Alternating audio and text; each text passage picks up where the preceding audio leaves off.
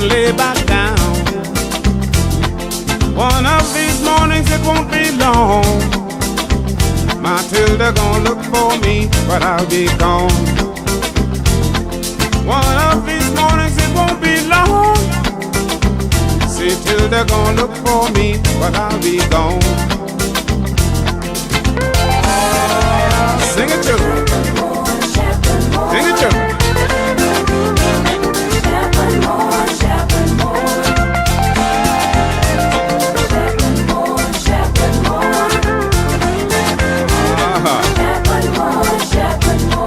This woman mouth hard, I had enough. I'm gonna go to Nassau to fluff my stuff. No more up in the morning, out in the field. Just relax, chill out, and cool my heels. One of these mornings it won't be long. Matilda gonna look for me, but I'll be gone. One of these mornings it won't be long. Matilda gonna look for me, but I'll be gone. Come on, children, come on now. Hey. I hear you, I hear you. I hear you, children.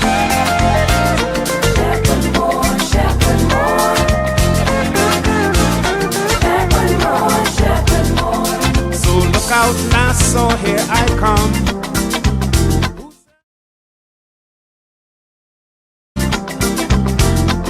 I'm Jack the dull boy that had no fun, but from here on in the fun's begun. One of these mornings it won't be long.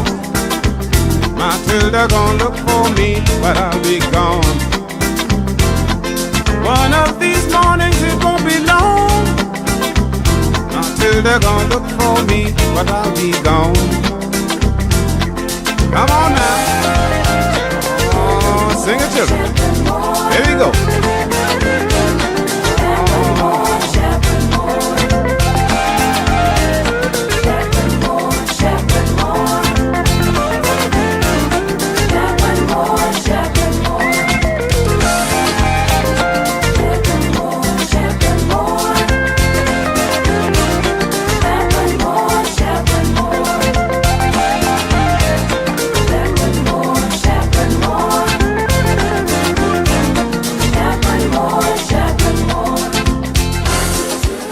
Yeah, let me tell you. See, I tired of getting up in the morning, planting corn, digging potato, picking tomato, and digging yam and things. I tired of cutting bush. I tired of this.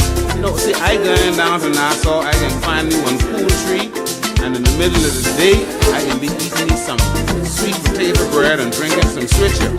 I'll be doing my thing. And let me tell you, I don't care what nobody say. Ain't nobody to tell me but no poor man and thing like that. A poor man work just done, cause I ain't working no more. I can be chilling.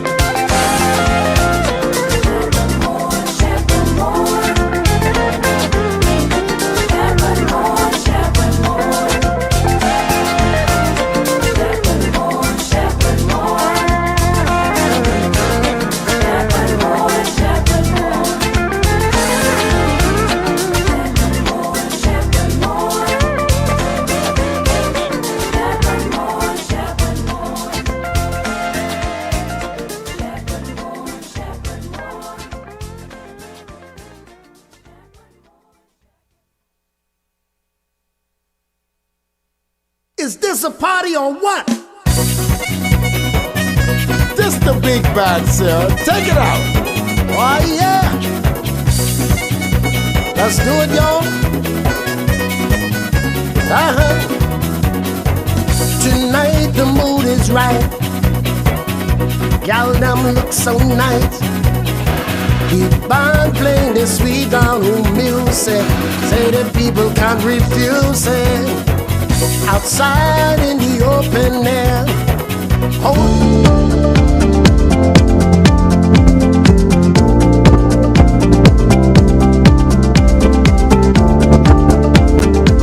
Party in the backyard. Oh yeah. Party all night long. We gonna break and scream until the morning.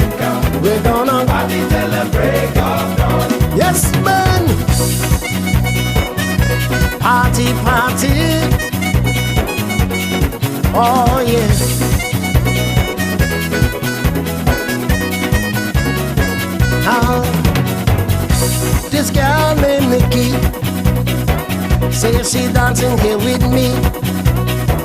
Been after her so long. Gonna keep her close to me. Because this dance floor is packed. People dancing back to back. Dancing to this sweet home sound. Everybody's getting down. Party in the backyard. Whoa. Party all night long. Whoa.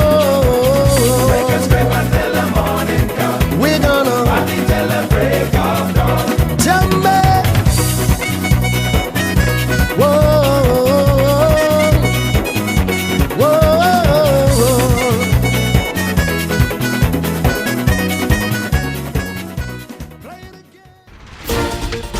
Coming up tonight, opposition leader faces major backlash over his assertions and no backed-up evidence. Also, a manhunt now underway for looters who ransacked a distressed barge in Abaco. And later, a man falls to his death while cleaning a roof in Old Fort Bay. Eyewitness News starts now. Good evening, everyone. I'm Janelle Longley. Thanks for joining us. Off the top tonight, the opposition making far-reaching claims that aren't sitting well with the government officials. The gravely serious allegations once again putting this government and its handling of immigration affairs under a microscope. Our Jose Etienne joins me live in studio to further discuss. Jose? Well, Janelle, residents are concerned that opposition leader Michael Pintard's passport fraud claims could put the country's reputation at risk.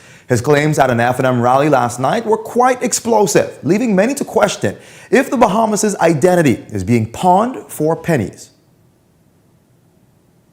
Heading south had a package of those passports. We are advised that the investigation has been completed. Persons have been fired. Pintard once again launching missiles at the Davis administration as its members face renewed scrutiny over immigration-related concerns. Is there a racket going on that you have discovered? We haven't said yet that you're responsible, but your silence makes us wonder. What's particularly concerning the opposition leader is what he describes as an information blackout from the powers that be. The minister with responsibility for the airline has not said a word to the public, nor has the Minister of National Security or the Minister of Foreign Affairs, who have responsibility for passports, nor has the Chief Passport Officer said anything. But government was quick to fire back. Foreign Affairs Minister Fred Mitchell is taking exception to what he calls attempts to drag the country's reputation through the mud. When loose attacks are made in public for what seems to be reasons other than common sense and evidence, it undermines the authenticity of our documents. And no Bahamian, regardless of their standing, should be engaged in undermining the authenticity of our documents. Communications Director in the Office of the Prime Minister, Latrey Ramming, also tearing to shreds Pintard's startling allegations, which he says are politically motivated. I think the government sees it as being extremely reckless, as a desperate political attempt going into a by-election, absolutely unnecessary. We've spoken to all the relevant authorities, including the Commissioner of Police, the head of the Passport Office, the Minister of National Security. No one is aware of the assertions being made by Mr. Pintard. But Ramming doesn't seem to be dismissing Pintard's claims entirely. If he is confident in the claims, he should refer the matter to the Commissioner of Police. This isn't the first time Pintard took a direct aim at government over immigration-related issues. Back in July, Pintard accused the Davis administration of enabling a broken, politicized, and corrupt immigration system. 1 month later, Coalition of Independence officials accused government of, quote, selling passports like candies. While their allegations are troubling indeed, they are being asked to exercise their patriotic duty and present evidence to substantiate their claims. Back to you, Janelle. All right, thank you. That was our Jose Etienne live in studio for us. Well, based on that story, Eyewitness News turned to social media posing the question, do you think the opposition leader was irresponsible for making such serious claims without providing evidence? Well, 42% of participants voted yes. Public allegations of this magnitude require proof. 53% voted no, he has the right to raise concern. And 5% voted unsure. More information is needed before judging. Be sure to log on to Eyewitness News social media platforms to vote in our daily polls. Now, Pintard's comments were made at the F&M's Rally in the Alley on Dignity Community Park last night as scores of party supporters came together to hear from the man of the hour, Free National Movement candidate for Golden Isles, Brian Brown, who's urging voters to turn a blind eye to the PLP's Darren Pickstock, whose campaign rhetoric, Brown says, doesn't carry any weight. He don't live here. He ain't walk these streets. He ain't walk the corners. Talking foolishness that work won't stop if the PLP win. Well, ask the people in West End. We here, well, hear me good. The work can stop if it never starts. Even he had to admit Golden Isles had been neglected. Not by me, not by the F&M, but by his own government for 4 long years. This man who has been in the Senate for the past 4 years, anybody know his name? Tell me what he's done. What law he's pushed. What policy he's shaped. What change he's made. Tell Darren, go back Paradise Island where he come from. The only thing his name attached to, and we've been here all night, the golden yoke. Somebody tell me he's round in Golden Isles giving out a crate of eggs. Moments later, Pintard took the stage and threw jabs at the governing party, accusing them of electoral malpractice. We've seen all kinds of people who don't know this constituency roaming all through the constituency. They hang out in the various bars, sometimes slapping $20, $30, $50 on tables or underneath tables. Because they don't rate you. They don't believe that they should fight to win your heart and trust and confidence. They just in for the buy. They believe that they can trick you. In fact, they believe you are a trick. That's why they do what they do. But Golden Isles is sending them the message, we are not for sale. Still talking politics, independent candidate Karen Kim Butler is taking aim at both major political parties tonight, accusing them of neglecting the Golden Isles community until election season rolls around. Our Laurentia Smith has more. Independent candidate for the Golden Isles constituency, Karen Kim Butler, says both the governing Progressive Liberal Party and the opposition Free National Movement have failed to deliver meaningful progress in the community, only showing up when votes are at stake. Her comments come as Golden Isles heads into a 4-way by-election set for November 24th. The flooding that is now being addressed, all of these things could have happened before. But you're giving me a carrot only because now you want to vote. It doesn't work like that. And that is the reason I'm offering myself as an independent candidate outside of party politics. This isn't Butler's first time throwing her hat into the political ring. Back in 2012, she contested the Tall Pines seat on the Free National Movement ticket. But she says this time she has what it takes beyond the party systems. Many of the residents that I've encountered, a lot of the residents are quite eager to make this change. And Kim Butler, to represent them, to be their voice in the House of Assembly, and to make it happen. Not only get it done, make it happen. Butler acknowledged that Golden Isles is a large constituency to canvass with close to 8,000 voters, but she says her and her team have taken a creative approach to get their message out.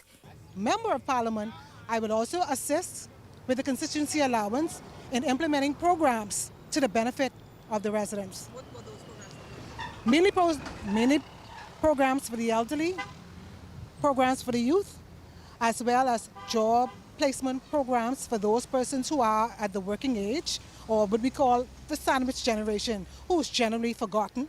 Before the by-election, nearly 300 voters are expected to head to the polls in the advance poll set for November 17th. where they'll cast their ballot for either Butler, Darren Pickstock of the Progressive Liberal Party, Brian Brown of the Free National Movement, or Brian Roll of the Coalition of Independents. Laurencia Smith, Eyewitness News. In other news, authorities are now moving to track down a wave of looters who rushed to the Brooklyn Bridge barge after it ran aground on a reef in Abaco. Officials say those responsible may be trying to evade capture, but insist no one involved in the illegal activity will get away with the crime. The aftermath unfolding rapidly. Our Linton Ritchie Jr. has the latest. 2 men behind bars, and Abaco authorities declare the manhunt is on for a number of residents responsible for looting the Brooklyn Bridge, a container-filled barge that ran aground on an Abaco reef. Royal Bahamas Police Force Northern Bahamas Press Liaison Superintendent Stephen Roll makes it clear prosecution is looming for those at large. Once they are found, they'll be dealt with. It's actually stealing. If you go on that vessel unauthorized and you remove items, you will be arrested. Video circulating social media shows vessels docking near the barge and persons gaining access to containers getting their hands on supplies from anything from bathroom tissue to laundry appliances. In another clip, a white truck is weighed down with reported items from the barge. A glimpse at what residents who anonymously spoke to Eyewitness News described as, quote, an early Christmas. Director of Communication in the Office of the Prime Minister, Latrey Ramming, says those who are aiding and abetting too will land themselves in the middle of a courtroom.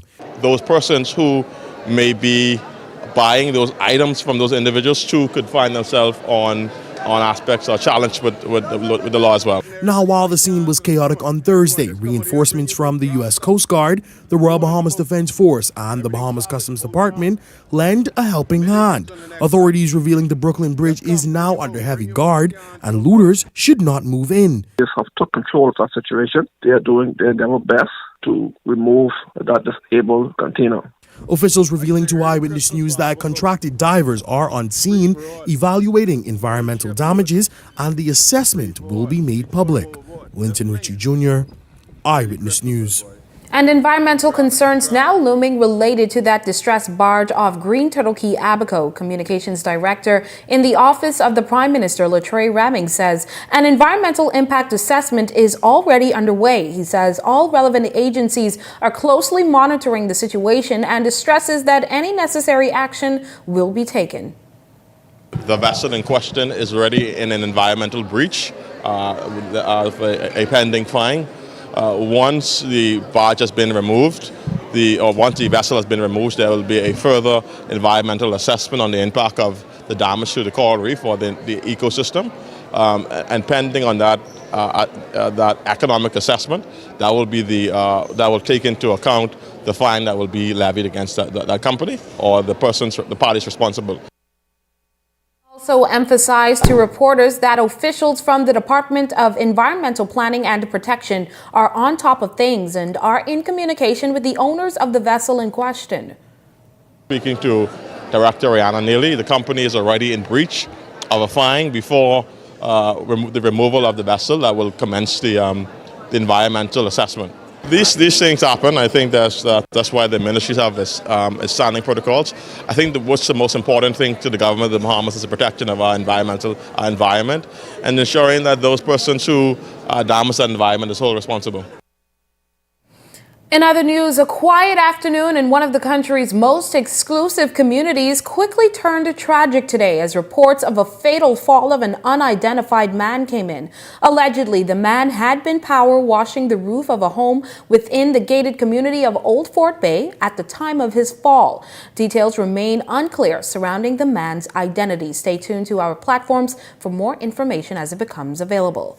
Still talking news from police, 3 juvenile males, 2 17-year-olds and a 16-year-old were brought before Senior Magistrate LaQuay Lang in the Freeport Magistrates Court on Friday, where they were formally charged with causing harm. The teens, all students of John Chan Academy, are accused of assaulting 2 fellow students during an incident on campus on Tuesday, November 11th. According to investigators, the victims suffered injuries to the head and face. Magistrate Lang granted each of the accused $5,000 bail with one surety. As part of their release conditions, they must have no contact with the alleged victims and must observe a daily curfew from 8 p.m. to 6 a.m. The matter has been transferred to the juvenile panel, and the trio is expected to return to court on November 27, 2025. And a man and woman left traumatized after being held at gunpoint during an armed robbery on Yamacraw Beach late Thursday night. Police say the pair was sitting inside a gray Nissan Cube shortly after 10 p.m. when a gray Japanese model vehicle pulled up beside them. Two armed men got out and ordered the victims out of the car. The suspects then sped off in the stolen Cube, trailing behind the second vehicle as both headed west along Yamacraw Drive. A short time later, responding officers located the abandoned Nissan Cube on Joe Farrington Road.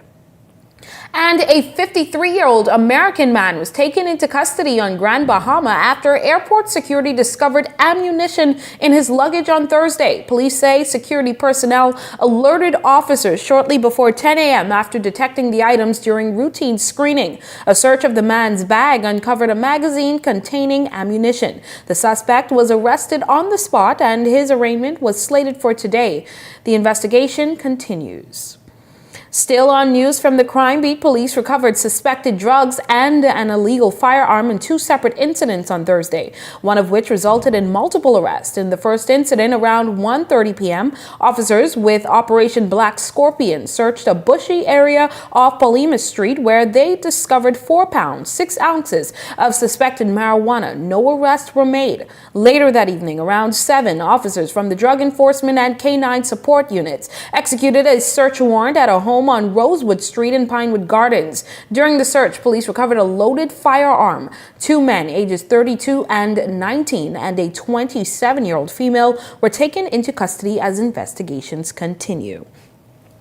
And 2 men are fighting for their lives following separate grievous harm incidents on Thursday, according to police. In the first incident, a 40-year-old man was found on St. Luke Avenue suffering from multiple stab wounds. Police say he became involved in an argument with another man who allegedly stabbed him with a sharp object before fleeing on a bicycle. The victim was rushed to hospital and remains in critical condition. Officers later arrested a 56-year-old man in connection with the attack. In the second incident, another 48-year-old man was discovered on Mackey Street with severe lacerations to his face and neck. He was transported to hospital where he underwent surgery and is listed in guarded condition. Investigators say the circumstances surrounding this attack remain unclear. Police are continuing both investigations and are urging anyone with information to come forward. Well, if you've got a news tip or if you've seen news in the making, call the Eye on News hotline at 397-6397. We also invite you to send your letters to the editor for publication on all of our social media platforms at eyewitnessnewsbahamas@gmail.com. And if you're watching on our Facebook or YouTube page, share your thoughts about today's stories in the comment section. We want to hear from you. We are just getting started in Eyewitness News, but when we come back, a grieving mother reflects on the life of her only child. We've got that story coming up, and later, government faces fed-up Coral Harbor residents who say they have had enough of flooding woes. We've got more on that right after this break. Hello, bonjour, hola, hello, ciao. No matter where your passport takes you, BTC roaming keeps you effortlessly connected. Enjoy seamless calls, lightning-fast data, and affordable roaming across the globe. No SIM swaps, no stress. Just one network, working everywhere. So go ahead, explore the world, and still be just a call away from home. Fill up box for all $30. The new KFC Fill-Up Box, serving 6 juicy pieces of chicken, 4 buttery biscuits, crispy fries to share, and 12 premium original recipe KFC nuggets, all packed into one crave-worthy box. So dig in and do whatever the crunch you want with the KFC Fill-Up Box. Only at KFC, it's finger-licking good. I worked hard every single day, from primary school into secondary school. My name is Darren Pickstock. I started to work at Atlantis as a space cleaner. Nobody could beat me. I took pride in my job. After that, I went to the UK to study law. I'm very proud of my work in the Senate, my advocacy for suicide prevention, my record in empowering young people, and also food security. I'm the chairman of the Bahamas Agricultural and Industrial Corporation. I believe that it is important for us to feed ourselves. So I see that as a national security issue. The government has done a lot, but the reality is there is a lot more to be done. The cost of living is always increasing, and so to be able to bring down the cost of food will assist people in being able to eat properly. Investing in Bahamians is important, extremely important. It is about opening the door. People just want an opportunity. I am very result driven, and that is what Golden Isles will see me as. This segment of Eyewitness News is brought to you by EV Motors Fleet Sales Division. For 2026 commercial vehicles, call 821-2403 today. You're looking at your Eyewitness News gas tracker. Esso gas station and Shell gas station, $5.48 per gallon. Rubis gas station, $5.28 per gallon, the lowest this week. This is Eyewitness News, and welcome back. 16-year-old Madeline Thompson was remembered as the loving daughter every parent prays for. During a memorial service Thursday night at St. Joseph Roman Catholic Church, family and friends, members of her school community gathered to honor her memory. Her mother, Shanika Thompson, described Madeline, her only child, as kind-hearted, vibrant, and full of life. The teenager tragically lost her life in Panama after an accident at a hotel while attending the 2025 First Global Challenge. Madeline was a student at St. Augustine's College. Competitive, a child who enjoyed life. In the fullness, she enjoyed life fully. She was not a girl who shows off, or she was not that type. She wanted to serve, and she was going to serve in her way. And the soup kitchen was her way. Because she didn't want to be on the lectern. She was like, Mommy, no, I'm not doing that. I said, okay, Mommy, we can find something that you want to do. And the soup kitchen was what she wanted to do. She woke me up 6 a.m. on Saturday. This is in Maddie last year. Who I'd been trying to wake up on Saturdays, and who would be like, Mommy, leave me alone. I'm putting covers over her head. You see Maddie, who was now waking me up this year at 6 a.m. like, Mommy, Mama. And I'd be like, what? Time to go. She's ready, and we have to drive to go. And she was a joy. Like, Maddie lived. May her soul rest in peace. Government holding a town hall meeting for Coral Harbor residents weeks after a tropical storm left them grappling with severe flooding. That unfavorable experience renewed their calls for modernized infrastructure and proper drainage systems. Minister of Works and Family Island Affairs Clay Sweeting acknowledged the plight of not just residents but employees of nearby businesses, while assuring them a plan of action is being enforced. This is more than just a road. It is more than a route. It is a vital link connecting essential facilities of national importance. It serves for the road for the HMBS Coral Harbor Royal Bahamas Defense Force Base, the Air Wing Division, as well as a southern access route to and from the Sir Lyndon International Airport.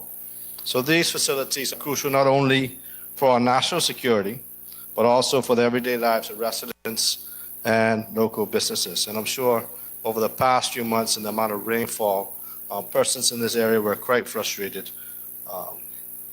They had to park the cars and get in big trucks to come out this way. And the team has been working for, I think, at least over a year on this project. And they will be able to share some of the technical components in regards to pumping stations and lift stations. Sweeting reassuring those residents that their grievances will not fall on deaf ears and constructive dialogue with stakeholders is already underway. And I know a lot of times you have town meetings and then you say nothing can happen. You just talk about it and nothing happens afterwards. But we have the contractor here and I'm glad to say that the project is already past the tender committee stage at the Ministry of Works, past the procurement stage at the Ministry of Finance, and Tuesday was approved by Cabinet.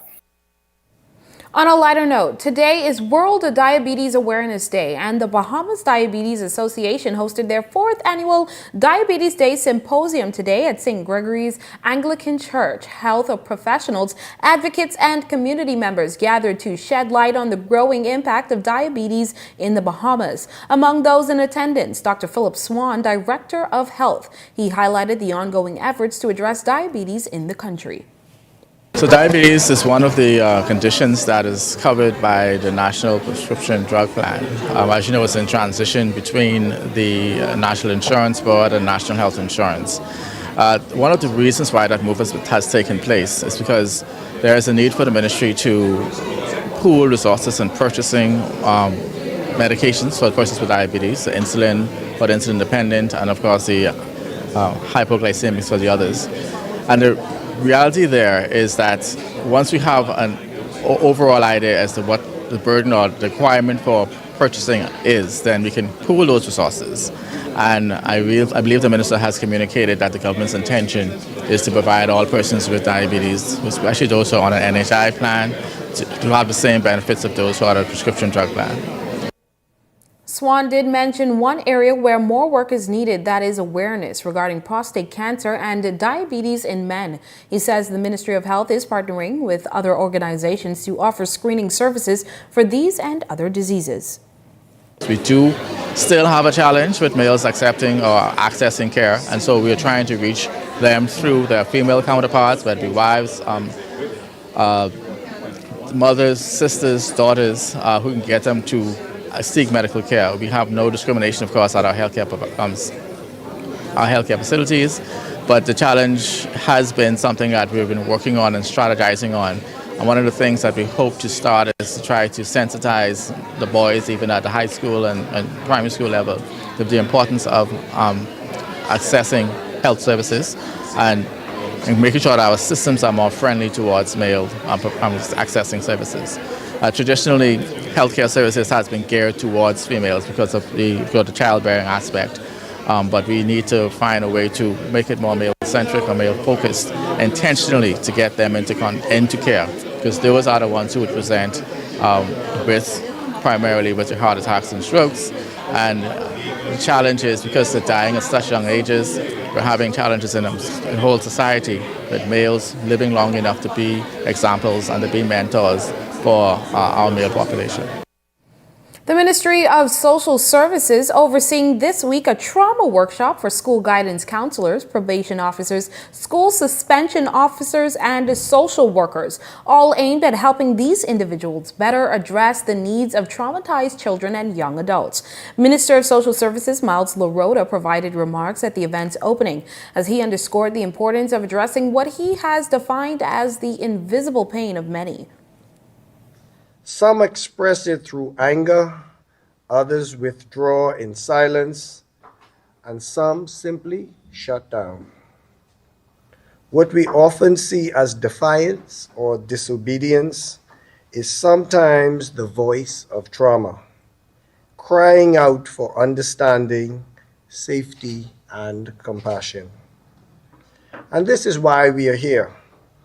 This psychological first aid trauma intervention workshop is not just another training session. It is a national call to action to see beyond behavior and into the heart of every child, to respond not with judgment, but with empathy and skill. A new venture is opening its doors with a mission to protect what matters most. Embassy Lockers and Business Solutions held its grand opening today, led by Managing Director Giante Miller. The company is positioning itself as a safer, reliable space for Bahamians to store and to safeguard essential documents while conducting business. Miller says the goal is to bridge a growing gap in secure document handling, ensuring residents have peace of mind in an increasingly digital and fast-paced world. I wrote the business plan in 2022 or 2023, and I've just been going at it silently ever since, just waiting on them to open their doors. And so they opened their doors on September 2nd, and the Lord just, opened the doors for me to be able to move when they were ready. Providing smart storage for persons visiting the U.S. Embassy. So you no longer have to, leave your items in your car. You can just come here and rent a secure locker. We have cameras. My staff is very, very friendly. They will assist you. And then we also have business solutions. So we are conveniently located steps away from the U.S. Embassy. So you can park and you just walk here, get a storage. If you need to top up your phone, pay a bill, grab some coffee, take a passport photo, we do it all right here under one roof. Bringing remarks at the opening, Minister of Foreign Affairs Fred Mitchell and Minister of Energy and Transport Jobeth Colby Davis. Mitchell and Davis congratulated the young business owner and emphasized the crucial day-to-day role it will play in everyday lives of Bahamians. And as you were speaking, I was thinking also of what the role of the government in the general sense is toward business. And that is to facilitate people to go into business. It's really an important business, a great idea. It's exciting to see how Bahamians are advancing and grasping opportunities as they become available, being able to build opportunities from other development that comes in. So we have the embassy that's now developed here in the downtown area in a closer proximity. And this just absolutely makes sense. Still to come in Eyewitness News, lots of celebrations for Wendy's Bahamas as they mark a major milestone. That's coming up, but first, here's a check on tonight's weather forecast.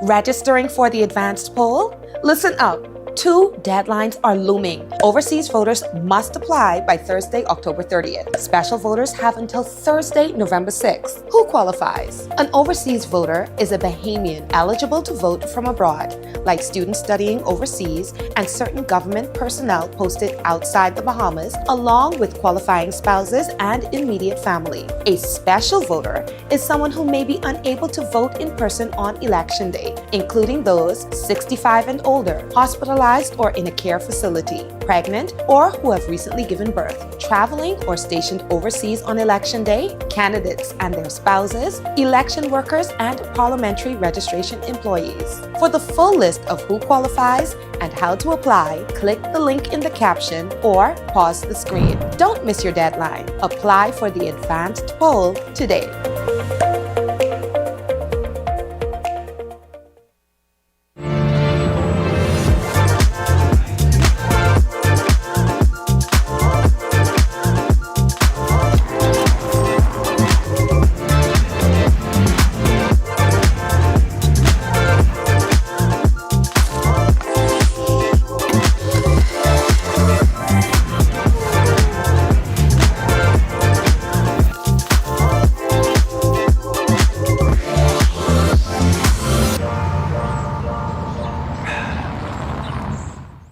Mr. Brown is a man.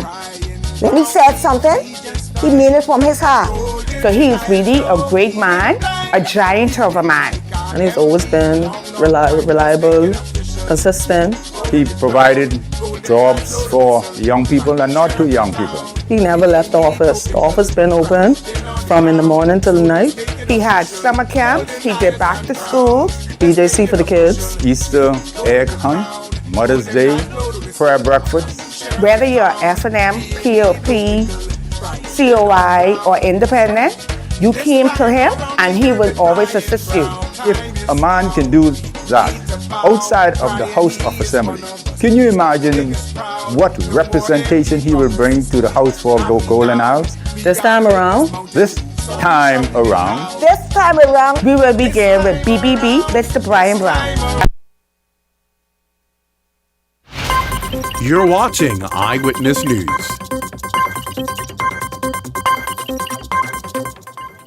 Welcome back. Wendy's Bahamas marks nearly 4 decades of fast food service to the Bahamas, and in celebration of this milestone, while also acknowledging 56 years of service globally, the fast food chain is holding its annual Dave's Diamond Awards at the Margaritaville Resort.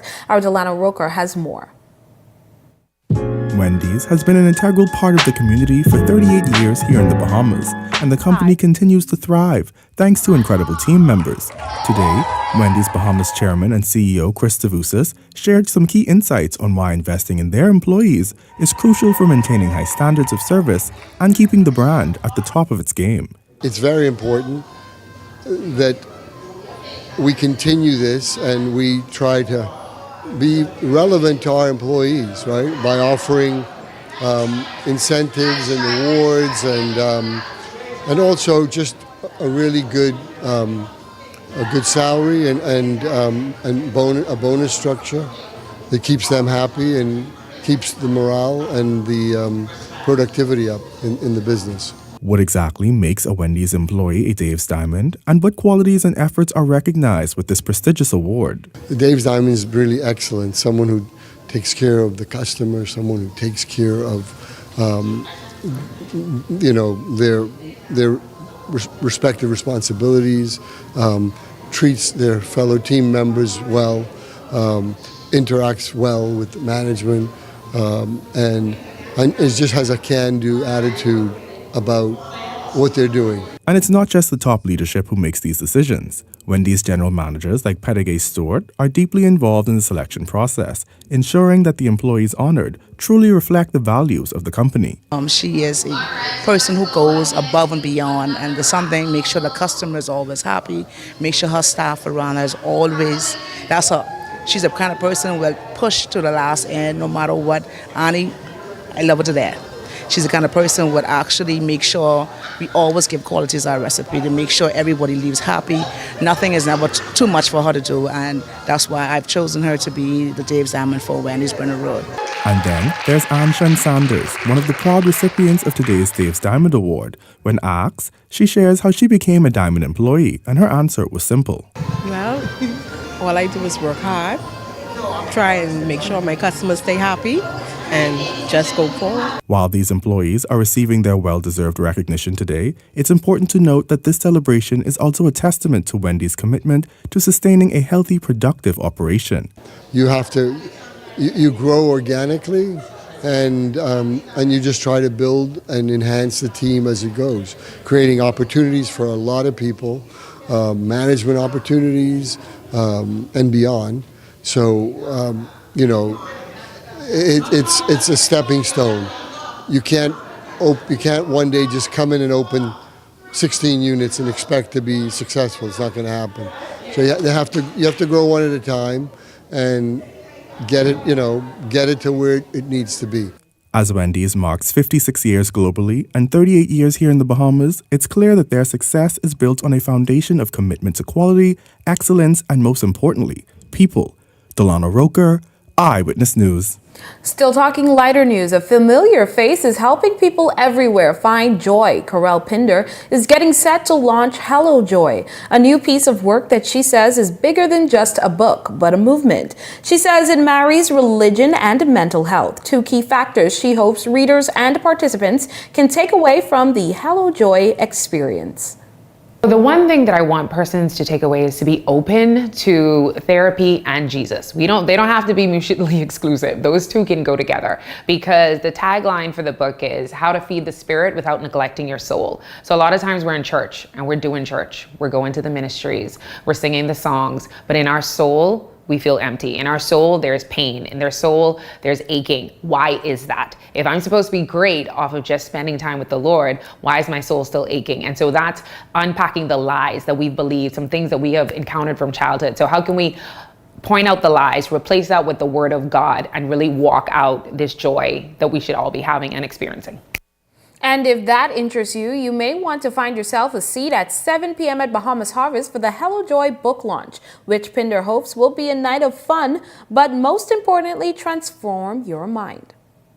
So it's sort of like a faith conference. We're going to have musical performances. We're going to have speakers. One of my favorite things we're having is a male panel on healing. So 2 years ago, we did a Dear Future Wifey podcast where we talked about relationships. It was interactive with the audience. They got to ask questions.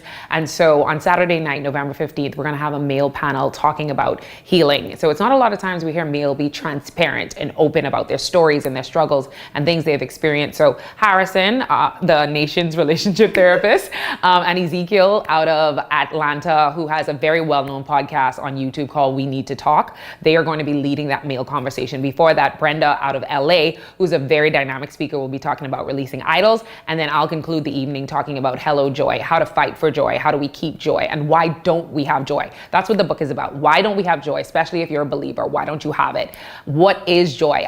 We know joy is found in the Lord, but what does that mean? And what does that look like? And how do we practically walk that out? All right, still to come in Eyewitness News, Laurencia Smith is up right after this commercial break with the latest in sports. Welcome to Paradise Games, where exceptional service meets the ultimate gaming experience. Our dedicated team is here to make every visit a win. Now this is paradise. This is more than just a place to play. Now this is paradise. It's where excitement meets world-class service. Now this is paradise. Now this is paradise. Come, experience it for yourself. Now this is paradise. Running out of space? We've got room for that. Welcome to Skyline Storage, your trusted self-storage solution. Skyline Storage offers units from 5x10 to 10x30, climate controlled or standard dry. Perfect for home or business. Located in Westfield Commerce Park, Western New Providence. Your belongings stay safe with gated access and 24/7 surveillance starting at $175 a month. Reserve, pay, and move in online. No phone calls, no paperwork. Visit SkylineStorage.com. Skyline Storage. Storage made simple. Welcome to Paradise Premium Foods, where exceptional taste meets everyday convenience. Right in the heart of Hurricane Hole Plaza. Whether you're planning a beachside brunch, an intimate dinner, or simply restocking your favorites, we offer only the finest selection of local and imported goods, handpicked for quality, freshness, and flavor. At Paradise Premium Foods, shopping is effortless, service is personal, and every visit feels like a treat. From gourmet meals to go to organic essentials and indulgent treats, this is your neighborhood market elevated. Live well, eat better. Discover Paradise Premium Foods, now open at Hurricane Hole Plaza, Paradise Island. Paradise Premium Foods. Taste the difference.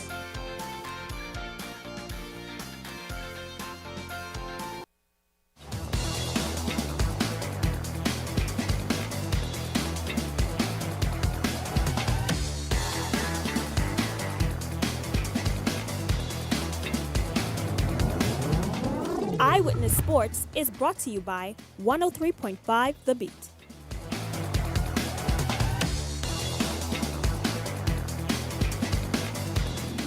Good evening and welcome to another edition of Eyewitness Sports. I'm Laurencia Smith. Thanks for joining us. The Bahamas women's national basketball team took their opening loss against host nation Guyana personally and returned to the floor to take down Suriname 77-45 at the 2025 FIBA Caribbean Women's Championship.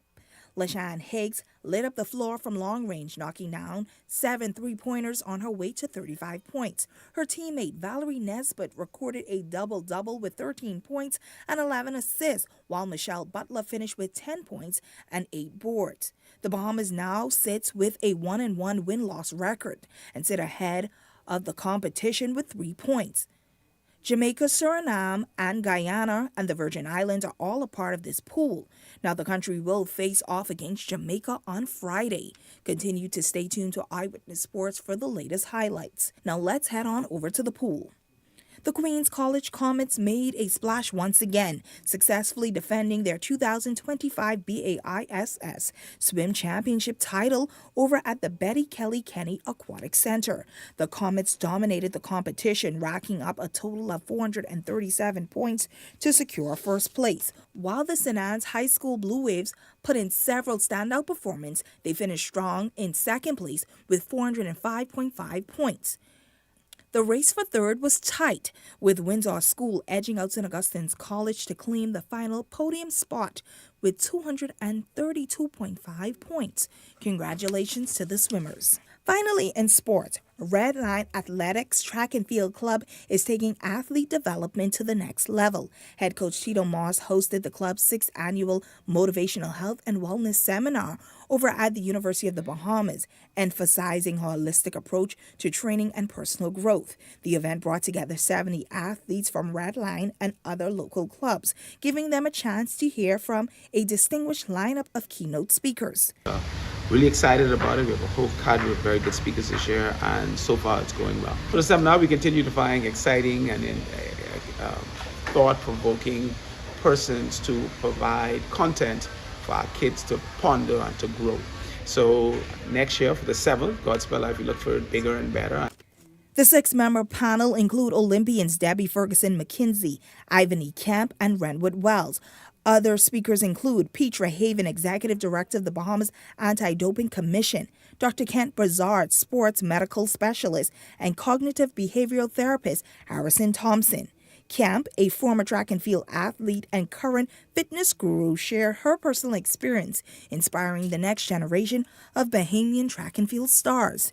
It was really amazing because I've sat in the chairs where they have sat, and it's amazing to see that we have such a young team that's coming up, and I am very encouraged to know that the sports in the Bahamas, especially track and field, is going to go to a greater height. So being able to impart knowledge on the time I was in track and field to them is awesome. Carifta gold medalist and Red Line athlete Samaya Crawley says that the seminar was highly motivating and a real boost to her training and mindset. It's very motivating and a lot of inspiration stuff, a lot of hints to look out for, and it's really like a help with my track career. Well, that's what's making sports at this hour. I'm Laurentia Smith. Stay tuned for more news on the other side of the break. Are you ready, Bahamas? Get up, get moving, and join us at IL Fit Fest. Saturday, November 15th at the University of the Bahamas playing field. From 7 a.m. to 1 p.m., we're talking a variety of fitness vendors, free health screenings, and $10,000 in giveaways. And for the kids, we have a kids zone. And entry is absolutely free. Don't miss the IL Fit Fest.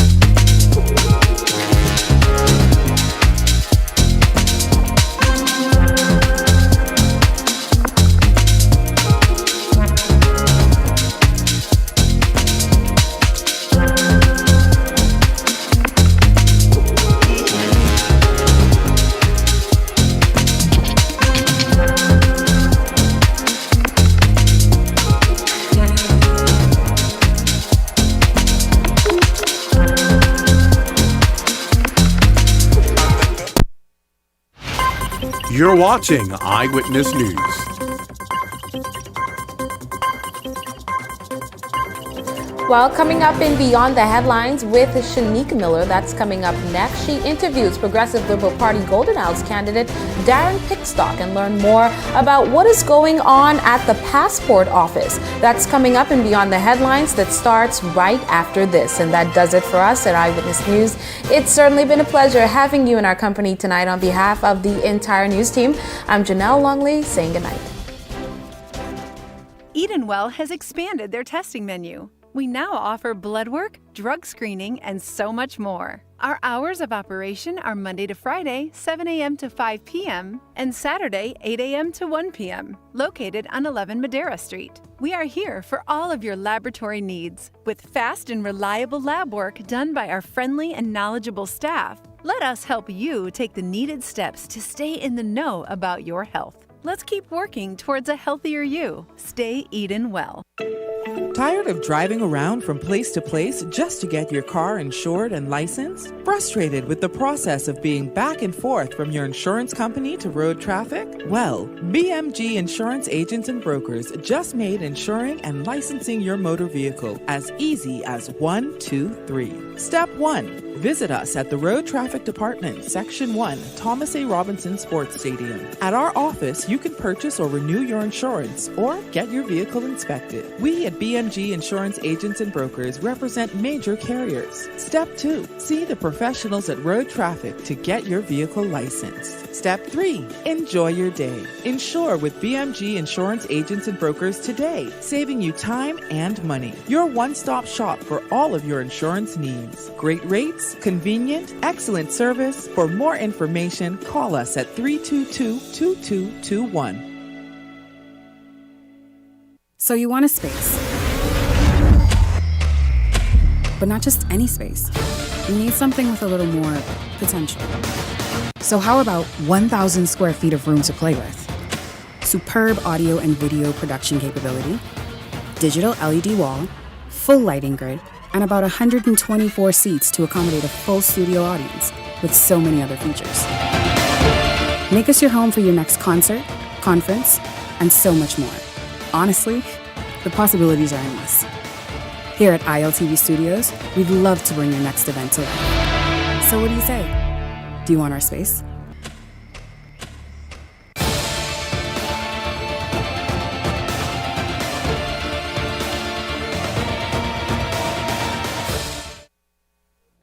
The thoughts, views, and comments expressed by the hosts, guests, and callers on Beyond the Headlines are not necessarily those of management, ownership, or production unit of the Verizon Media Group.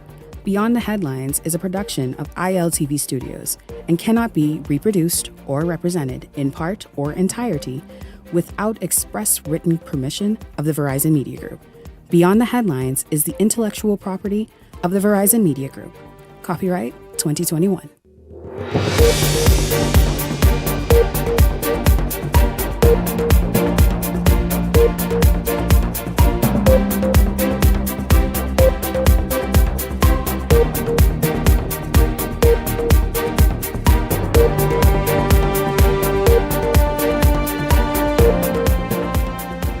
Coming up tonight, the Bahamas' reputation on the line after opposition leader Michael Pintard alleges a bag of passports was found on a Bahamas Air flight en route to Haiti. The suggestion is the government was caught in the middle of handing out citizenships. Is there any truth to this? And is the passport office culpable? Well, straight ahead, also tonight, PLP Golden Isles candidate Darren Pickstock joins me to talk about the race so far and his vision to move Golden Isles forward. And then later tonight, representatives from the Bougainvillea Resort. It's all straight ahead for you this evening. This is Beyond the Headlines. Good evening. I'm Shanique Miller.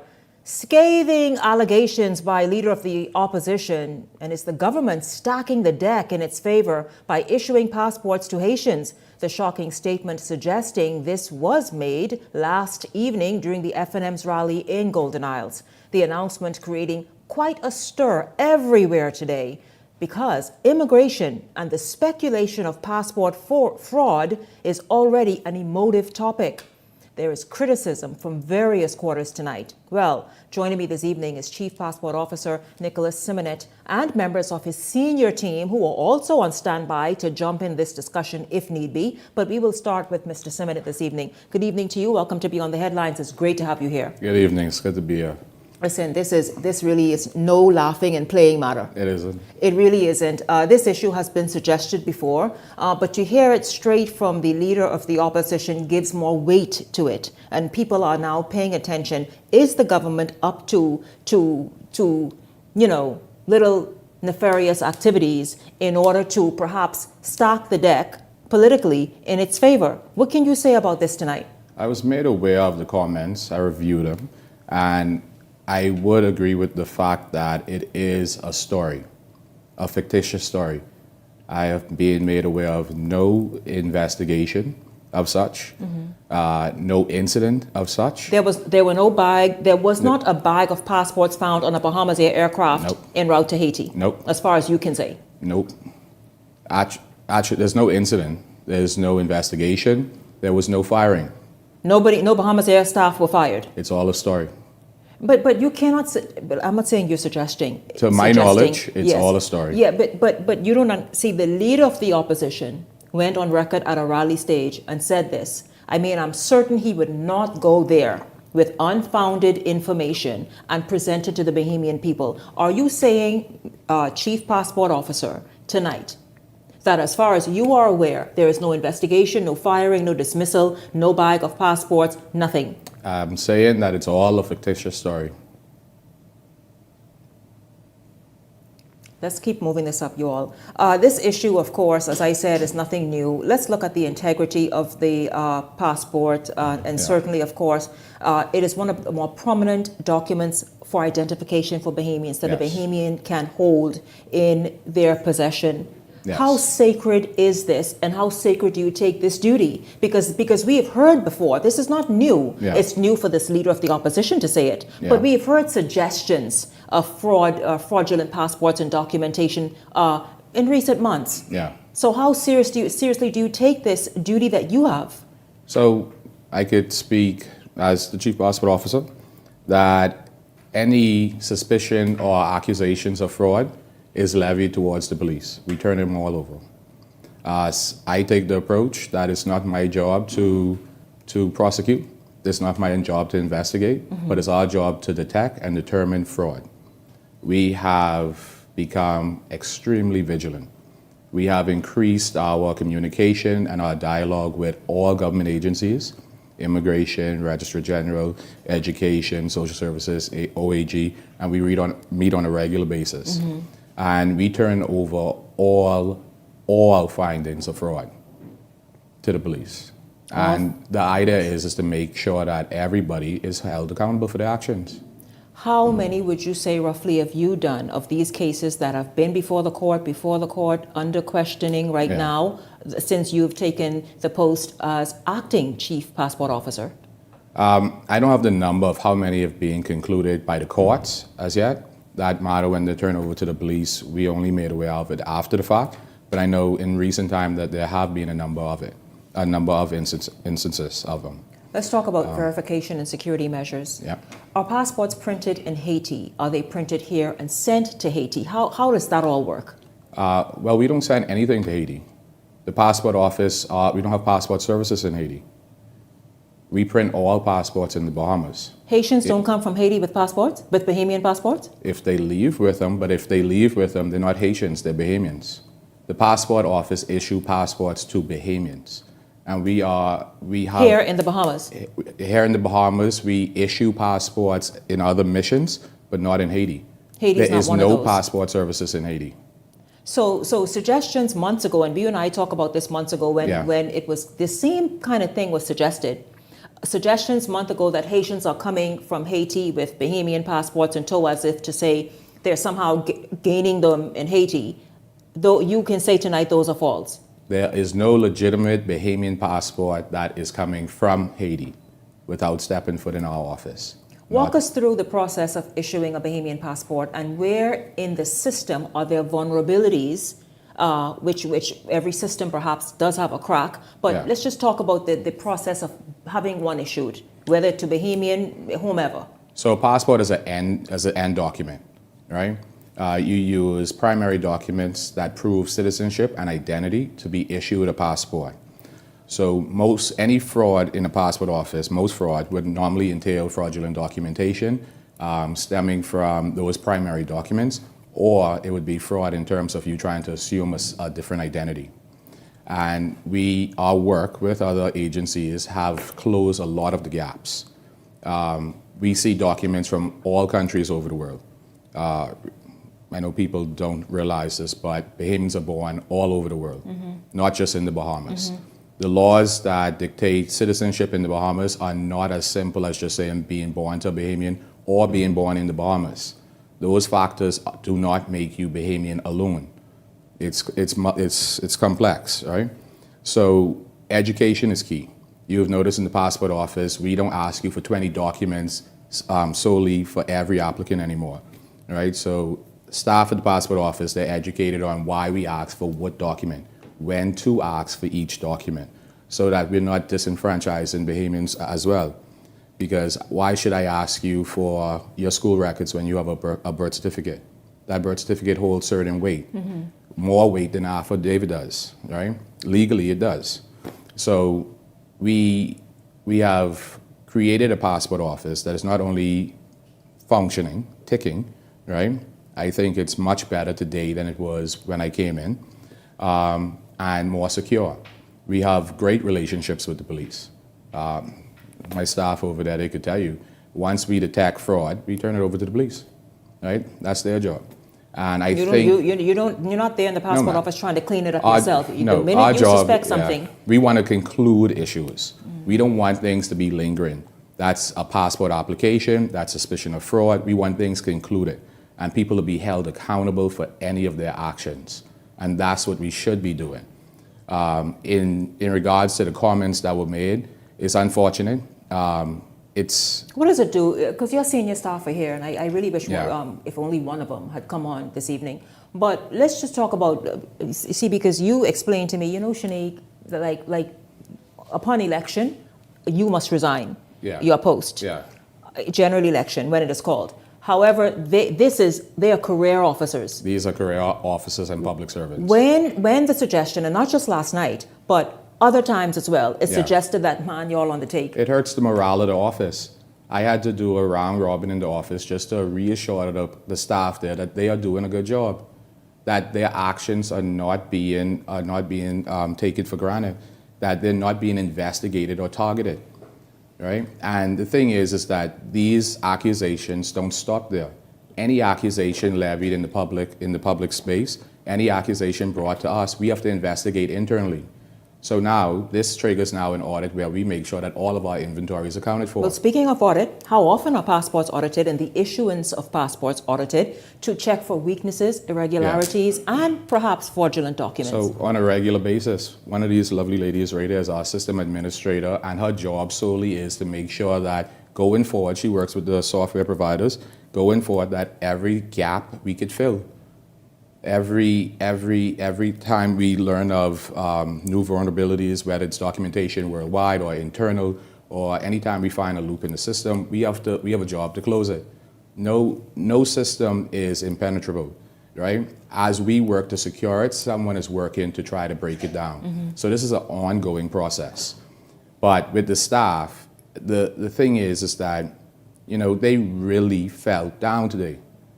They had to be reassured that there was no secret investigation of targeting someone, that they are doing the right job. So we had to do that. So now we're undergoing a mass audit just to make sure our inventory is accounted for. You know what that's going to do? We're already grappling with an aged building. We already have a shortage of staff because of spacing. So now we have to take time away from being able to provide service to the public and do an audit.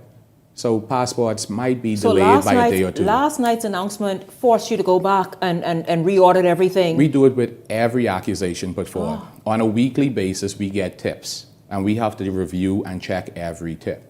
right? Every tip, every public discussion in terms of accusation about passports, we have to investigate. So recently then, when the Minister of Foreign Affairs got involved in that sort of suggestion of the same thing, this is what you and your team did again, even then? That's the collective buy-in of being a citizen of this country, right? We all are in this together. The thing is that if you hear of something, you don't create it, you don't publicize the accusation, bring forward the evidence. Say who, what, when, where, and why. Let's get these people held accountable. So I caution all citizens, right, all reasonable Bahamians and people in this country, that when accusations are put forward, don't don't accept it. Actually question it. Question why, who, when, what happened. Then ask them to be accountable and say, did you do your civic duty, and put it to the police. Put the investigation there. And you know, quickly, what reassurances can you give every Bahamian out there who is now speculating and a bit iffy, as if to say, what's really going on? What sort of reassurance can you give each one of us this evening about our documentation and that prized passport? Yeah, your system is secure. Our system audits and records every action of every individual, right? So there's nothing you could do in that system that won't be known, whether today or tomorrow. Our policies have changed for the better, our security has increased, and your passport is readable around the world. It's now with ICAO and it's readable around the world. An achievement that we spent a year working to ensure that it could happen, which also puts more security because it eliminates someone from trying to clone that document, right? Those documents have great security built into them. Not just the book, not just the look, the actual information that's stored digitally in them. And those documents are secure. And you should feel proud. That book could carry you around the world, more than most countries, and get you free access around the world. That's a prize, you know, and I wish persons would take care of it, persons would be proud of it. And while we're doing that, we're ensuring that everybody's file is up to date. So we do ask people to bring additional documents, but that's only to prove citizenship and identity. And that plays more in our society than just the book. That affects our economic standing, that affects our ability internationally, locally, and even in death, right? It affects you. So your book is secure, the story is fictitious, and we are going to continue working hard. And if you experience a slight delay in passports, you know who to blame. Thank you very much, Chief Passport Officer Nicholas Simonet. Thank you so much, and your officers who were here this evening. Thank you all very much as well. I did not need to call on you all, but you know, it's just very important questions and answers we need to know to those questions. And so thank you all for coming this evening. You're welcome. Beyond the Headlines is just getting started. Don't go anywhere. We're back right after the break.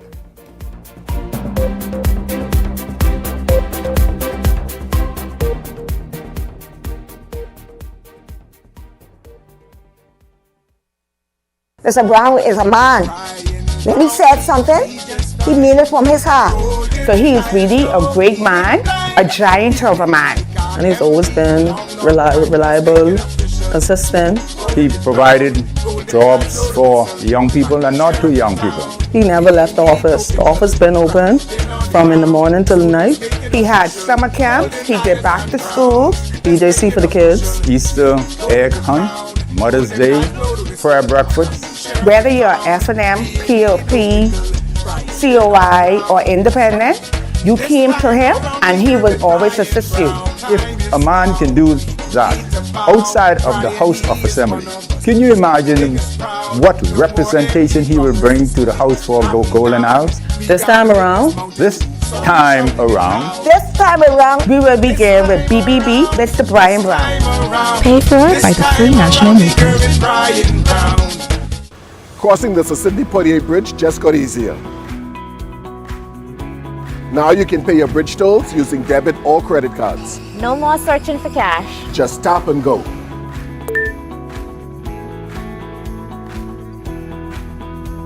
Quick, secure, and easy.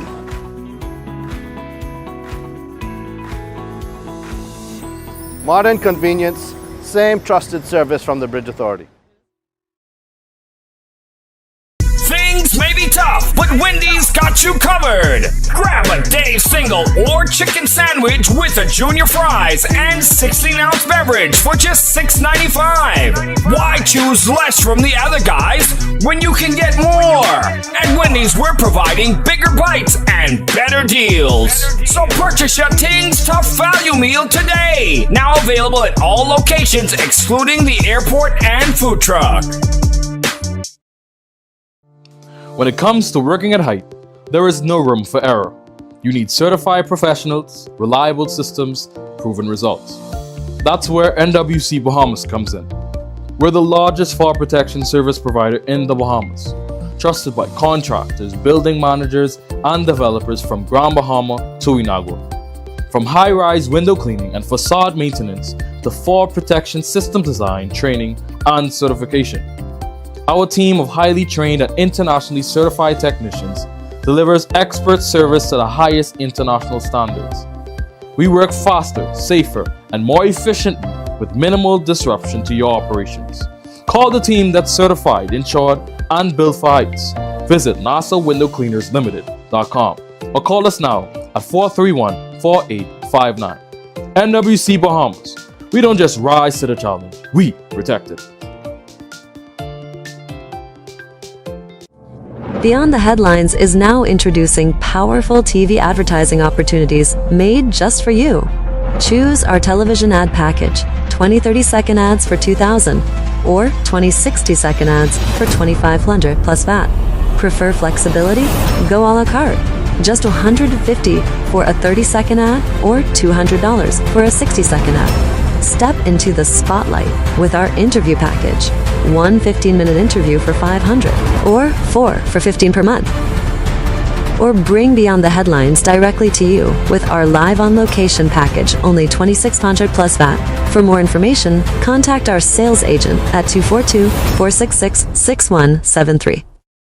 This segment is brought to you by EV Motors Fleet Sales Division. For 2026 commercial vehicles, call 821-2403 today.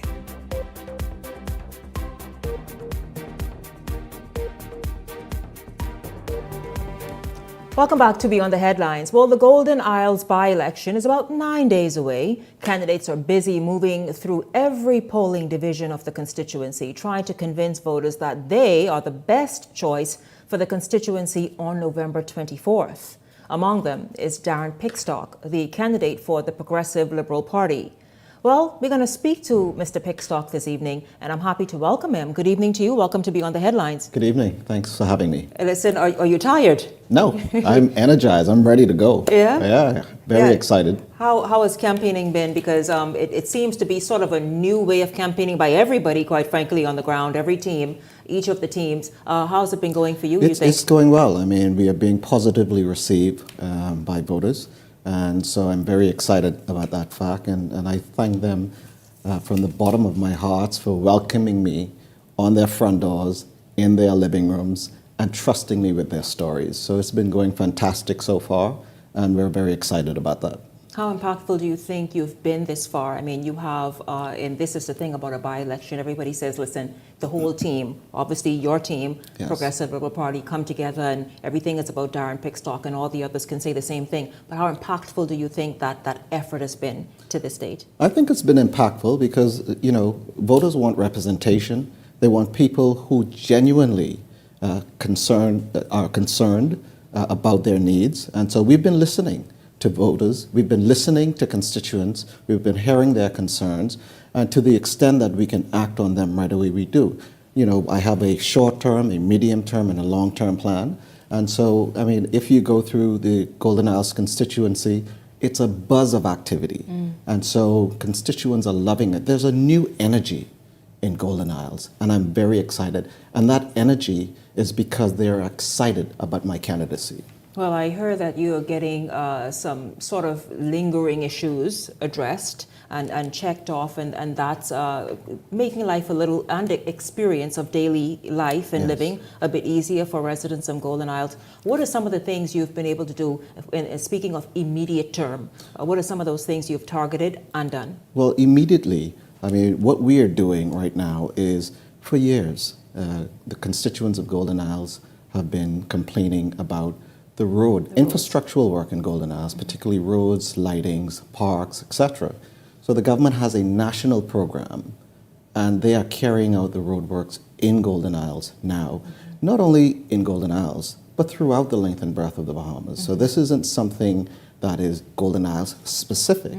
I mean, if you go to Golden Gates, roadworks are being carried out. If you go to Exuma, Eleuthera, Freeport, roadworks are being carried out. And so this is part of a national program. And so, but what they want and what they see in me is an advocate who can say to the government, we need these roads paved and this in Golden Isles. But by the way, have you had to kind of do that as the candidate for a by-election? Have you had to say, because some of the issues, as you said, have been lingering. The condition of the roads are among them. Yes. And so have you said, hi, listen team, I'm going to need you all to step up on this? Yes. Have you had that conversation? Well, I've obviously had conversation with the government to say that, well, directing them to specifically some things that need to be done. They were doing it. I mean, because this just didn't happen overnight. It was already planned, you're saying? This was already planned. Okay. So it's part of a national program. Right. And so my job is to advocate. And that is what I'm doing on behalf of the residents of Golden Isles, advocating. Now, we'll talk about that plan because you recently disclosed and unveiled a 10-point plan. We'll get to that in a little bit, but let's just talk about this. Golden Isles is one of those constituencies known to be sort of a seesaw type constituency in terms of how it votes. And so, how about this question? Why do you believe you are the candidate with the right message, the right vision, perhaps even sort of that right energy right now that would make them vote for you and stay with the PLP? Shanika, I'll say this. Results and hard work.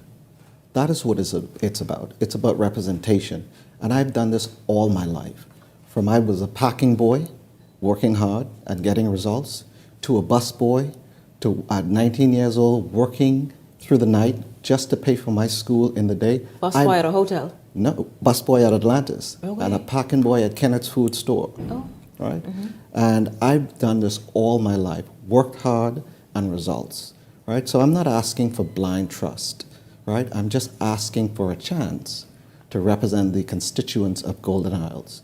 I've already said to Golden Isles through my 10-point plan, this is my plan. And to date, I haven't seen any other plan from the Free National Movement candidate, Brian Brown. But this is my plan. Well, this now, is my now 10-point Brian Brown, plan. you have to come pay for your own segments here on this show because he is not disclosed, and I'm saying I don't recall, but I'll just take your word tonight. Brian Brown, this spot is available to you. Sinead, this is my 10-point should you plan. want it. That's my plan. So you're saying your closest opponent that you feel has not issued any such plan, whether verbally or in documentation. That's correct. Quite interesting. Listen. If he did, I haven't seen it. Right, yes. Let's talk about what do you think is, before we even get to that 10-point plan, what is, and I want to get to your life story because people can be, you see, you and Brian are among the wealthiest of the candidates in Golden Isles. So people may say, oh, a stuffy shirt attorney, can't relate. But you just described a moment ago that no. You worked hard Absolutely. to get to where you are. And Golden Isles is one of those middle class and various points of income type constituency. However, though, what can the average person, male, female, learn from you and your story and how you have pulled yourself up to get where you are as you sort of represent yourself and your case to say, listen, I'm the guy to go with? Yes. My story is similar to many Bahamian stories in the Bahamas, where they had to work hard to just make ends meet. My story is one where I had to pack groceries to help pay bills in the house and to help bring food home on the weekends. That is my story. My story is one where I had to work hard in the night just to pay for my schooling. That is my story. My first job was a space cleaner at Atlantis Hotel. That's cleaning lobbies and taking out garbage and cleaning bathrooms. That is how I made it. I worked hard before I was then moved to being a busboy. That's how I made it. That's how I paid for my schooling. When I went off to school, similar thing. I had to work as a security guard as a security to pay for my schooling. I've always worked hard. And that is what Golden Isles, that is what the constituents of Golden Isles is going to get. They're going to get a fighter. They're going to get someone who does not give up, no matter what. They're going to get someone. They're going to get a lion in me. And I'm always going to advocate on their behalf to make life better for the residents and constituents of Golden Isles. And you can see it happening today. This isn't something that we're talking of or a pie in the sky. This is happening on the ground in Golden Isles as we speak. Roads are being paved. As we speak, lights are being repaired. As we speak, we see parks being established in Golden Isles and upgraded. As we speak, we see CCTV being expanded in Golden Isles. Oh, really? And I'm not talking about the CCTV that Marvin Dames talk about that is yet to come. What CCTV he talking about? But since you brought it up, I thought it was drones. Yes, some drones and CCTV he's talking about. We're still waiting to see it. I'm talking about real results. I'm talking about results So you can are feel. outfitting, because the only other member of parliament I heard even mention anything about CCTV throughout his constituency or portions of his constituency is Dr. Hubert Minnis in Kalani. Yes. You are saying that's a part of your vision and that's happening now? Absolutely. Putting CCTV throughout Golden Isles? That is a part of my vision. And if you look at my 10-point plan, this clearly lays out that we are talking about safer communities with CCTV and lighting, right? And that's what constituents... So you're doing the lighting right now? That's street lights, and even repairing those that's been broken? That is correct.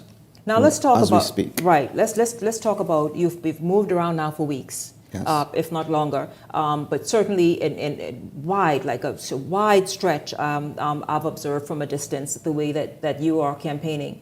And what are some of the biggest issues that you are finding among voters and the residents of Golden Isles, this very complex community? Yes. What are some of the more challenging issues that they're saying, listen, Mr. Pickstock, you get this right.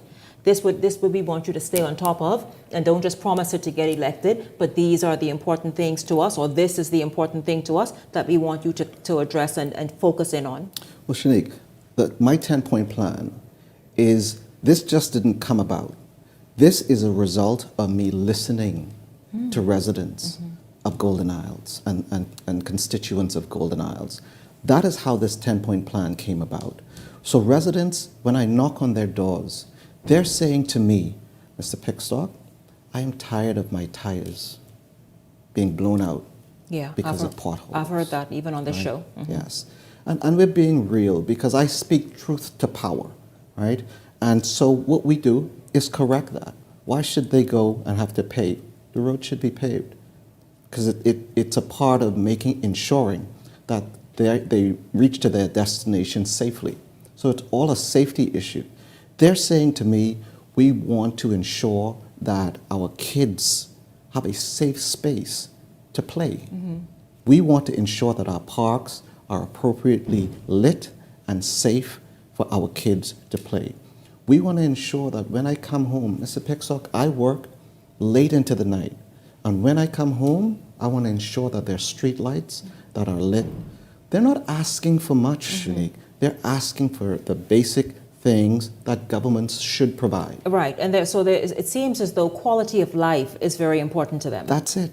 That is what they want. They want a good quality of life, and that is through these things that are represented in my 10-point plan. They're saying that we want all parks with Wi-Fi, and the government has done an extremely awesome job by ensuring that there are Wi-Fi on parks, right? They want their parks established, and we are giving them that.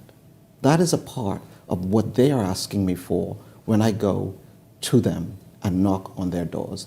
They want easy access to me. And I assure the residents of Golden Isles that I will be a representative that will be close to them. And I will listen to them. And I will continue listening to them. And that's what we're doing. What are your plans to actually continue to be accessible to them? Because, many people say, listen, you could reach them during the time of campaigning, but once they elected, where's the MP? Truly, how do you plan to kind of truly do that? Because it's the largest, if not the second, to Kalani, or both, constituency in the Bahamas. It is. How do you plan to reach 8,000 plus people? Because that's just the registered voter count. And so how do you plan to kind of make them feel your presence? By having a structured program, Shanique, whereby there's a help desk established, there's a rapid response team established, and I will also have a mobile office. In addition to my stationary office on Bacardi Road, we're also going to have a mobile office where we're going out to meet residents and constituents and to hear their needs. And so this is structured. So this is going to be the way that I communicate with residents. Residents can get onto our website, they can log their complaints, which is ticketed and then addressed. And so we have a rapid response team. This is going to be representation that is close to the constituents. 2025 and beyond representation, huh? 2025 and beyond. And this won't stop. This will continue. I hear my opponent says that this will stop after November 24th. No. We are a government that represents all Bahamians. That's what we are.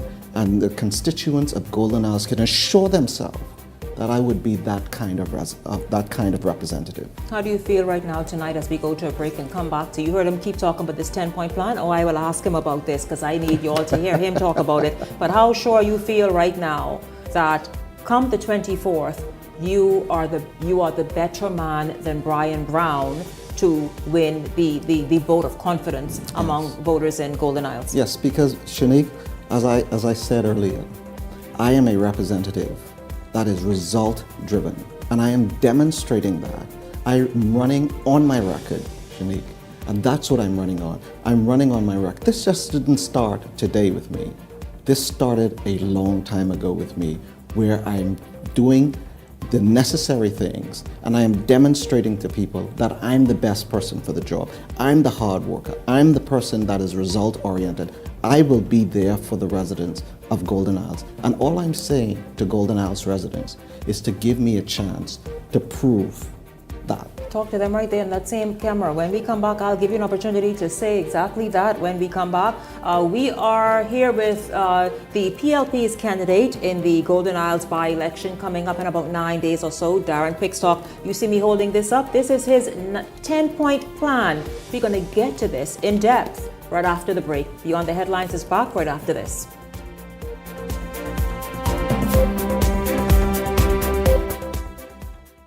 My late husband, Tyrone Albury, had a passion for brewing beer at home. We found one of his recipes and we started on the stovetop with 1 gallon of beer.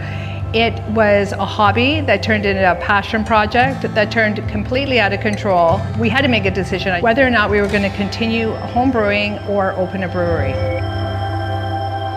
So craft beer is basically brewing a very small batch of beer. Every individual batch of beer is going to be slightly different. We're always trying to figure out what the next best beer is going to be. Just the sheer amount of love and effort that goes into every brew. It's a science, really, to selecting the right grains and the hops, and then expanding on some of the normals. Really, in the last couple of years, we've had a lot more of the locals that have found our location. They realize that there is a fuller flavor beer out there, and we take pride in that. When we first started the concept of the brewery and we were looking for funding, it was the SBDC that we leaned on to help me push through at times when I wanted to give up, to tell me when I was making mistakes, and for that, I am grateful.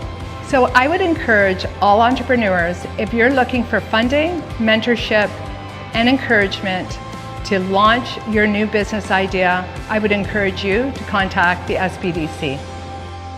Are you ready to take the next step in growing your business? Check your eligibility for our guaranteed loan program at sbdcbahamas.com/GLP or call 461-7232 to learn more about how the SBDC can support your business. Running out of space? We've got room for that. Welcome to Skyline Storage, your trusted self-storage solution. Skyline Storage offers units from 5x10 to 10x30, climate controlled or standard dry. Perfect for home or business. Located in Westfield Commerce Park, Western New Providence. Your belongings stay safe with gated access and 24/7 surveillance starting at $175 a month. Reserve, pay, and move in online. No phone calls, no paperwork. Visit SkylineStorage.com. Skyline Storage. Storage made simple. Are you ready, Bahamas? Get up, get moving, and join us at IL Fit Fest. Saturday, November 15th at the University of the Bahamas playing field. From 7 a.m. to 1 p.m. We're talking a variety of fitness vendors, free health screenings, and $10,000 in giveaways. And for the kids, we have a Kids Zone. And entry is absolutely free. Don't miss the IL Fit Fest.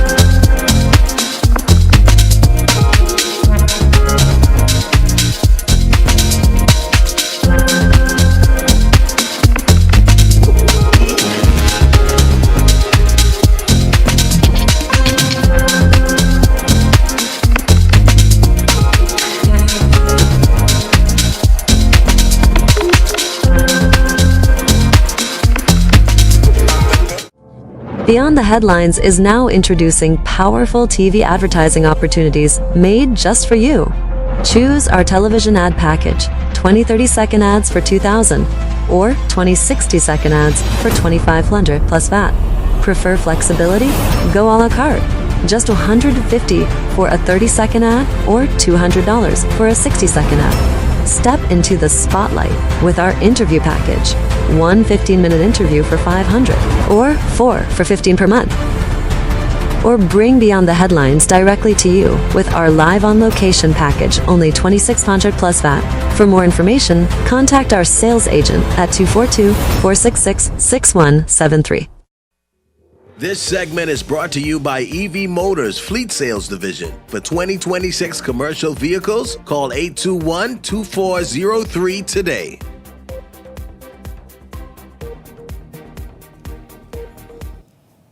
Welcome back to Beyond the Headlines. It's great to have you tuned in this Friday evening. I'm here with the PLP's candidate in the upcoming Golden Isles by-election, Darren Pickstock.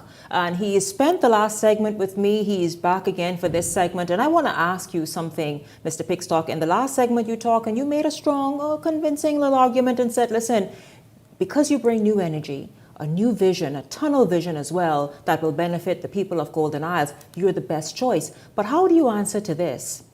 Brian Brown, the Free National Movement's candidate, has a record of being around in that constituency. I think he says, or some people have said, minimum 10 years. Some have even said 15, 20 years. He's worked with any number of candidates and members of parliament to be elected, and then he's stuck around. And that he says he has a footprint. He's done stuff. How do you respond to that when he says, listen, Darren don't live here. Darren just showed up. I'm your guy. How do you respond to that? Well, Sinead, first of all, you have to respect anyone who has been in a community and representing the people. However, I've walked the streets of Golden Isles from street to street. And when you go through those streets and you knock on doors, a large segment of the population of Golden Isles do not know Brian Brown. What do you mean they don't know him? They do not know Brian Brown. And other segments of the population say quite frankly that he only takes care of a certain segment of the population. Sinead, when you talk about leadership, leadership is about taking care of every constituent, not just certain constituents of Golden Isles, but you have to take care of all constituents. And that is what leadership is about. And that is the kind of leadership that I will provide. I will be a leader to take care of all the constituents of Golden Isles, not just some. Now his argument might be, let's be fair, his argument might be, listen, I was not the elected member of parliament. I just did what I could do at the time. And that is why perhaps only a segment of Golden Isles is familiar with him. But that's not leadership. Leadership isn't taking care of some of the constituency. Leadership is about taking care of everyone. That's the kind of leader I will be. You are trying to run for public office. So this is what is expected of you. You cannot take care of a certain segment of a population and call it leadership. It is not. And if you go through the constituency, the constituents will tell you that. We don't know who Brian Brown is. So I want to kill that myth that Brian Brown is somehow, yes, he's been living there, but you could be living there for 100 years and not given results, not produce results. And that is what I'm hearing. Right. But we are here to produce results. This is what residents are saying to you as you move about. That is what residents are saying to me as I move about. They can't point to anything transformational that Brian Brown has done. Right? So it's a fallacy, it's a fantasy, it's a myth. It doesn't exist. Wow. Tell you, you know what, let's move through this 10-point plan. There are some things and some points on the 10-point plan that are quite interesting, and should you be successful, the people will be holding you to this. Let's start first, and you've mentioned several already. For example, you've talked about the CCTV plan, the upgrading of parks and making Wi-Fi available, and we talk about that safety and quality of life, we talk about that. But let's just talk about the things that now truly transform and empower.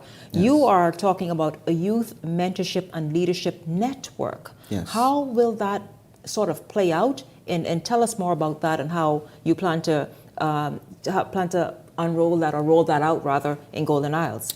Well, Shanique, when I grew up as a part of Boys Brigade. Friendly Palmer, Mr. Bullet, and I'm a Boys Brigade through and through. And so this passion about mentorship and leadership didn't just start it. This was birthed in me from I was a young boy, because that is what helped me move from strength to strength. People and mentors in my life that guided me and directed me in the right direction. And so I'm already mentoring. I'm a part of the Next Gen Young Men's Mentorship Program with Senator Ronald Duncan, where I pour into young men. I'm a part of Violets of Blue. So this isn't something that is just happening. You're not conjuring this up. You're just building it out in another area. Right. I'm building it out in Golden Isles specifically. But this is already part of a national thing that we do already. And so I'm going to tailor this program to Golden Isles specifically. And so I'm very excited, particularly about this mentorship program. It's very, very important. I mean, who is it that, obviously for young people and whatever, but what do you hope to achieve by rolling out a program like this youth mentorship and this leadership network? Yes. In Golden Isles? What do you hope to achieve? I hope to achieve many things. Giving young people hope and purpose. Just fundamentally pointing them in the right direction, leading them and steering and guiding them in the right direction. And it wouldn't only be me. There will be a network of individuals that will assist in rolling out this mentorship program to point them in the right direction. This is going to be a structured program. If you look at the program now that I'm a part of, it's all structured programs. So this isn't something that we will be pulling out the seat of our pants. This is something that will be structured and ready to go for Golden Isles, residents of Golden Isles. Let's talk about the Golden Isles Entrepreneurship Micro Fund. Sounds amazing. Sounds like people will be getting help with sort of forming and shaping their business ideas? Yes. Okay, let's talk about that. So this is what we do. So as you know, Shanique, I'm the executive chairman of BAIC. So this is what we do. We connect entrepreneurs, we connect farmers with funding, whether that's through SBDC, whether that's through the Bahamas Development Bank. But this microfund will be specifically targeted for the residents of Golden Isles. There are many young people and people who want to start businesses in Golden Isles. As we knock on doors and we go door to door, we hear them. They say, Mr. Pickstock. This is an interest then? This isn't something you're just trying to push on people? No. People are asking for it? Yes, people are asking for this. We just want an opportunity. We have ideas. We have our business ideas, but we don't know how to start. And when you ask, do you have a business plan? Well, we need to develop one. So this is a part of what this is going to be, helping people, entrepreneurs in Golden Isles, develop their business plan, roll it out, and then try to connect them with funding through this microfund, even through other means of funding. This isn't only about a microfund for Golden Isles, but there are many existing opportunities, funding opportunities that exist now, whether it's, again, SBDC, whether it's with Bahamas Development Bank, that they can take advantage of. And we would want them to take cross-section, take advantage of every opportunity. And so we're very excited, particularly about this, because we're talking about almost 8,000 people in Golden Isles. And the majority of those people are young people who want an opportunity, who want the ability to create their own nest egg, who want the ability to create their own businesses. And we are going to help them do that through developing and through this microfund. Now, let's look at this. This is important to me. I imagine it is to you as well, because you would want, if you were to be successful on the 24th of this month, you would certainly want every resident, regardless of age, to be healthy, to be mobile, to be fit, all the rest of it. So let's talk about this one here. Also on the plan, on this 10-point plan, health and wellness for every household. How you plan on doing that? Because Bahamians, they got their habits, and they don't necessarily want you intruding on them. But this is super important. How do you plan on introducing and maintaining a health and wellness plan and structure that every household, every family, every individual in Golden Isles, or as many as possible, buy into it? Yes. Well, so that people understand, I mean, I'm a fitness. I run at least 3 days out of the week, and I do CrossFit. So this is very near and dear to my heart. And so what we've already structured a health and wellness program. And if you look at this 10-point plan, you've done this already. Yes. This isn't only about exercising, but if you look at this is talking about a mobile clinic. So this is talking about people that have existing ailments that our mobile clinic and our nurses that we have spoken to already can now go door to door to people who have certain ailments. So this is already developed. We're talking about a program. We're talking about even mobile exercises where we're meeting people on parks. Right? We've already structured this program, and so we're excited to roll this out, and I'm going to be a part of it. Right? How often? At least about 3 days a week. You're going to be in, listen, did you hear that question? Listen. How often do you plan on being in Golden Isles, should you be successful, to lead the way in exercising with the people? 3 days a week. So you know what 3 days a week, every week of the month is? 3 days a week, I'll be in Golden Isles. Y'all tell me, if this man, if y'all elect this gentleman, let me know if he shows up 3 days a week to exercise. But I'm a proponent. Listen, health and wellness is what it is. Our nation needs it. Yes. This is commendable right here, this program. And this isn't only about, this is about health and wellness. Yes, so it's not only about exercising. It's about healthy eating, healthy living. Absolutely. We're talking and that is why when you, before the break, pardon me, but before the break and you talked about, listen, quality of life, all of that is a part of health and wellness. Absolutely. Shanique, I'm a mental health advocate, right? I fight for social causes. So for me, it's about the whole individual, right? And that's why parks and spaces are so important. That's why it's so important to take care of your mental health. That is what we're trying to promote here. That is exactly what we're going to do. Another area that's certainly just as important, education, training, and scholarships. Yes. Scholarships. People are wanting access regardless of their age. There are people who want to sort of return to school. Yes. But certainly I imagine, obviously you mean the young graduate, or maybe even somebody looking to shift careers, that ongoing learning, you know. But let's talk about your education, training, and scholarship opportunities as well as a part of this 10-point plan. Yeah, so what we mean here is we mean simply partnering with local colleges here, UB, BTVI, and US-based colleges to give Bahamians opportunity for scholarship. There are so many scholarships that exist already. Yeah. So we want to be able to impact our residents by connecting them to these available scholarships that are currently available. And some people may simply just not know how to connect with these scholarships. That's what I found when I was applying for scholarship. I simply didn't know, right? And so I'm going to use that experience, my experience, to connect the residents of Golden Isles with the scholarships that are necessary and to show them how you can get these scholarships. And so that is what we have a team already that will connect scholarships, students in Golden Isles with these scholarships. That's what people do. This is a career.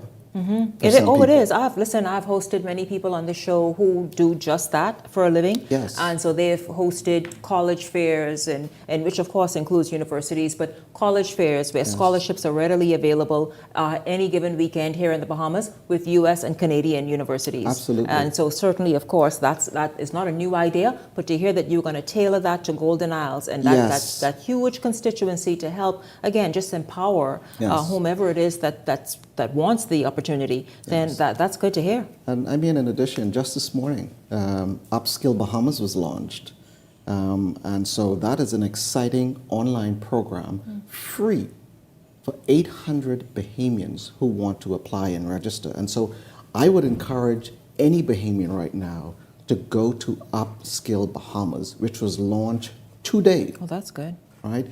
Covering over 40 topics from entrepreneurship to AI and technology. It is recognized, it is a worldwide program recognized by Harvard. So they're going to be partner universities with Harvard, Oxford School, and so it is Columbia.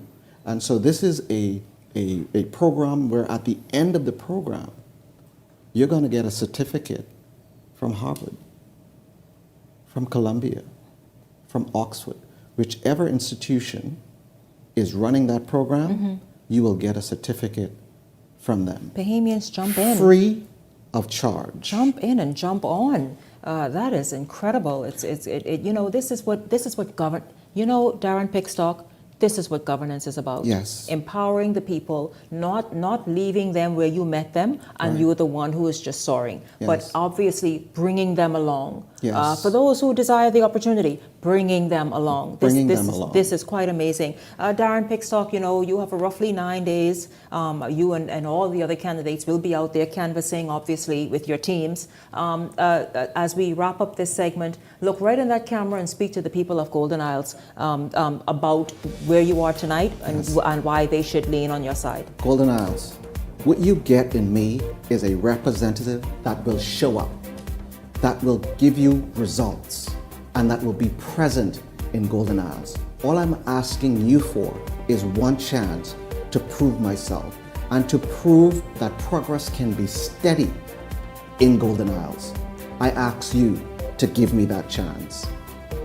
Darren Pickstock, thank you very much. The Progressive Liberal Party's candidate in the upcoming by-election, November 24th. Darren Pickstock, thank you for joining me this evening. Thank you for having me. Certainly, of course, what we do here is watch it all play out and talk about it. Yes. So certainly we will continue to do just that. Yes. And obviously see what the outcome is on the 24th of November. Thanks again. My pleasure. And of course, at the top of tonight's show, if you all missed it, please go back and watch. I had Chief Passport Officer Nicholas Simonet join me. He had a senior team on standby in the event they needed to join in, but he addressed the matter of that bag of passports allegedly being found on a Bahamas Air aircraft en route to Haiti.